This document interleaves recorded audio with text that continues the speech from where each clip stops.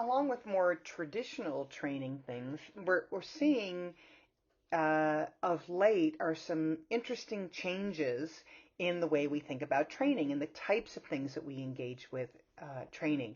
So first of all is mindfulness training. And people think, oh, mindfulness, it's too spiritual. It's all about religion. It's all about, yoga, meditation. It's like, no, mindfulness is about stopping, slowing down.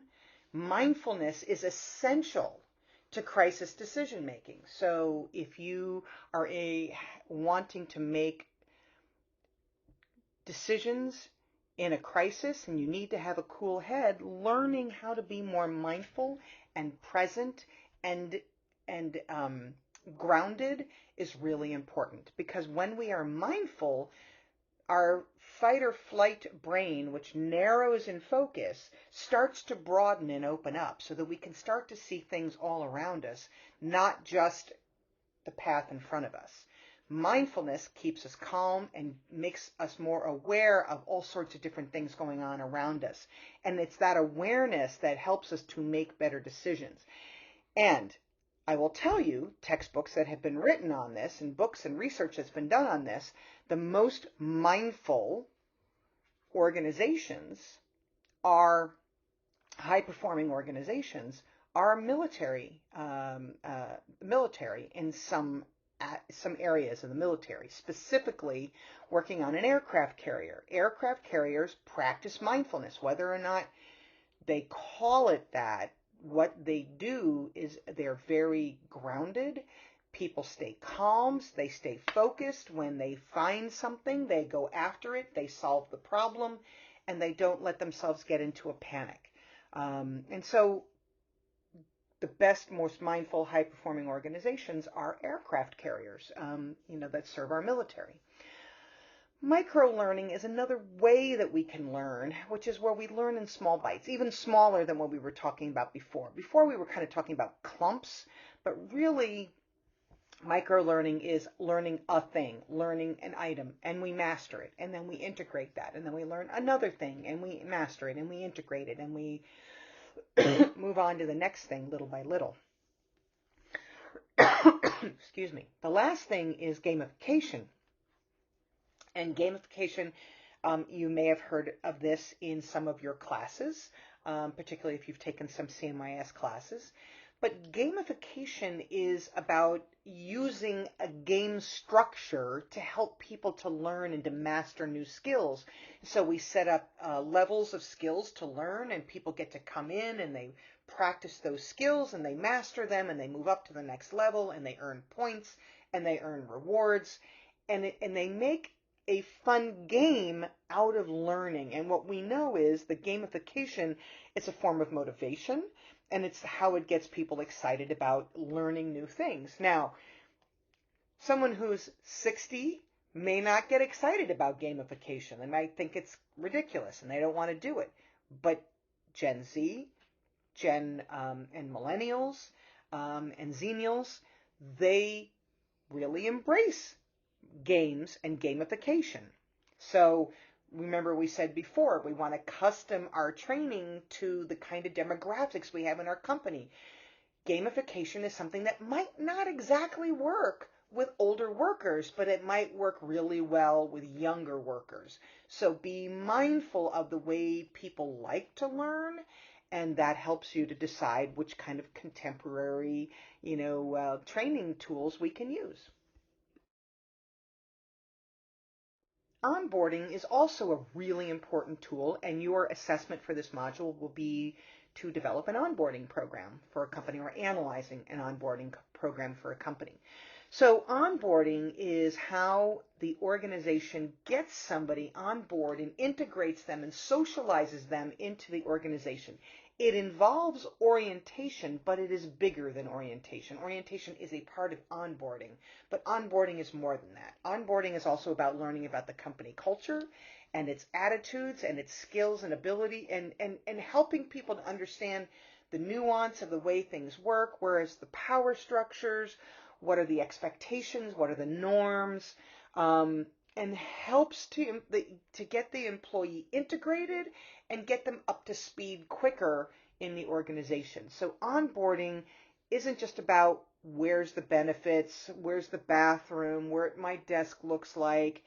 It's also about what do we expect? What kind of culture do we want to build here?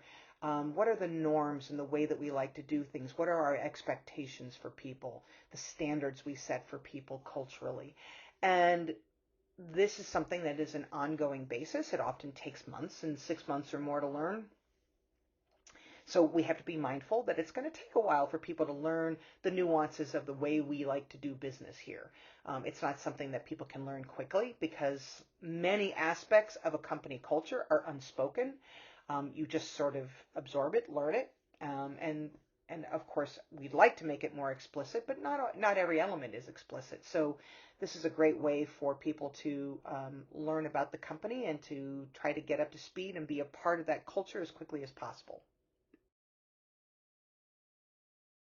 So what kind of things are happening in an onboarding program? Well, obviously there are welcoming activities, right? So there might be a party, there might be lunches, ways to integrate people into getting to know everybody in their department, letting them know where all their resources are, the orientation program, which involves going over the company rules, the employee handbook, signing them up for their benefits, learning where to get the keys to their desk and to the office and those sorts of things. So that's the basics of the orientation program. As I said, orientation programs are a subset of onboarding. So what can managers do to help onboarding become more successful? Well, they need to get involved in it, of course. They can't just say, well, let HR handle that.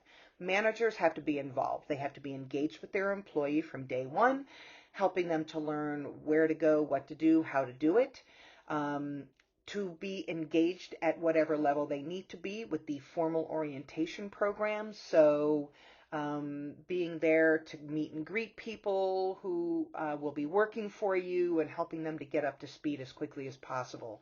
Um,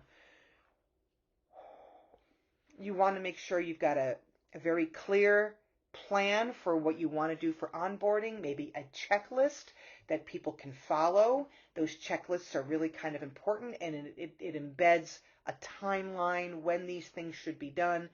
We never want to bombard everybody with tons of information in one day.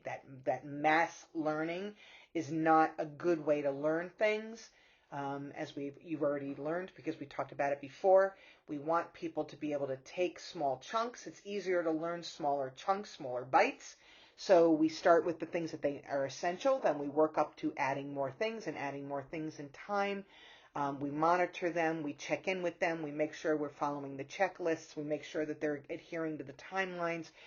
You have to be engaged in an ongoing basis with people who are going through onboarding, and that is primarily the responsibility of HR to handle the orientation types of things, the benefits and stuff like that.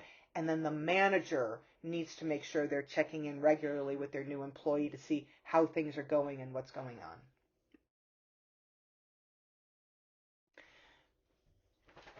Remember that any kind of training is a two-way street. We talked about how important it is for an employee to be motivated to learn, and this is an important aspect in onboarding. The employee has to be willing to be socialized, to gain connection with other people, to learn the way that the business runs, to get feedback on things, asking questions, building networks. All of these things are really important because if the employee just expects to passively absorb this information, it's not going to work. They have to be actively engaged in it. So it's important not only for the managers to be engaged, but for the employees to be engaged as well. The last thing that we need to talk about is to evaluate training. And you will learn, right? There are multiple levels of training evaluation that need to be done. Some of them are very much focused on the effectiveness of the training program itself and how good the trainer was. And the other aspects are, can people apply this knowledge to their jobs and does it have an impact on the bottom line of the company? And so these are the things that we will be tracking. And managers training professionals need to recognize that we want to be able to demonstrate all four levels of training effectiveness.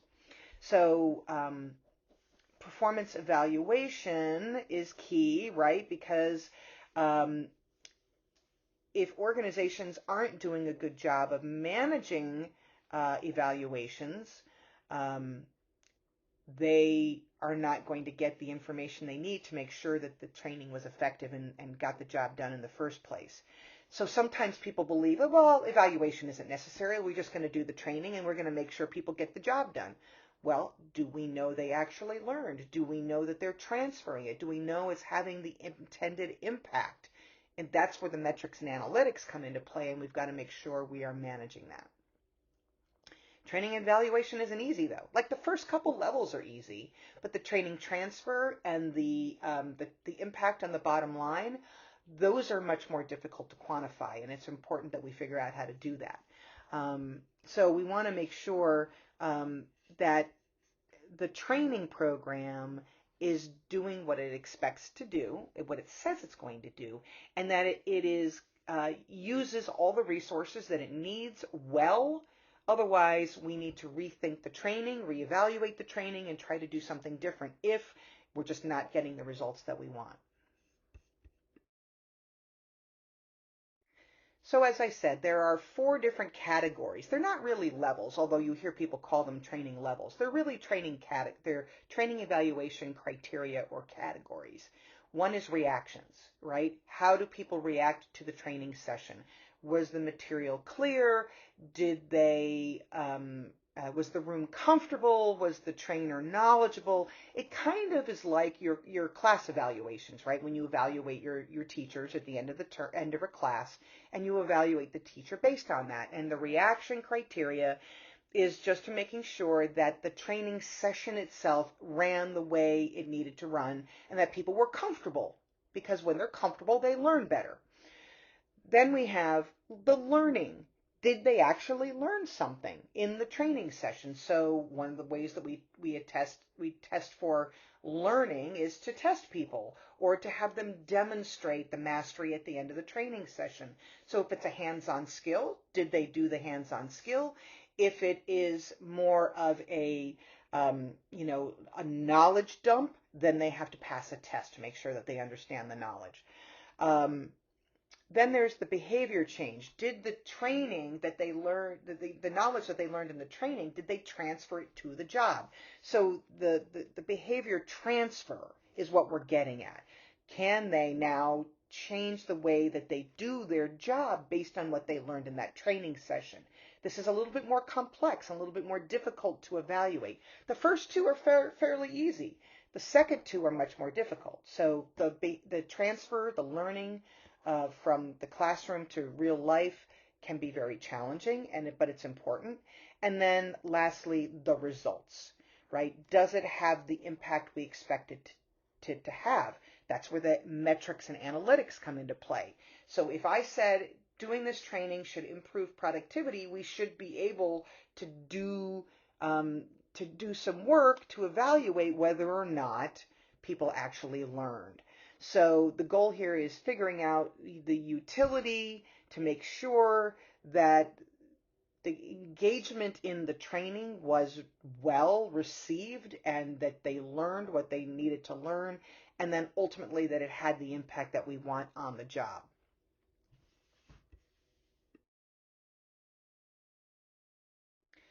So just as you'll see when we talk about performance appraisals in the next module, we're talking here about two ways of measuring training effectiveness. One is making sure, right, that the behaviors are applied properly to the job. This is that next level of training evaluation. We call them level 3s and level 4s, or category 3, category 4.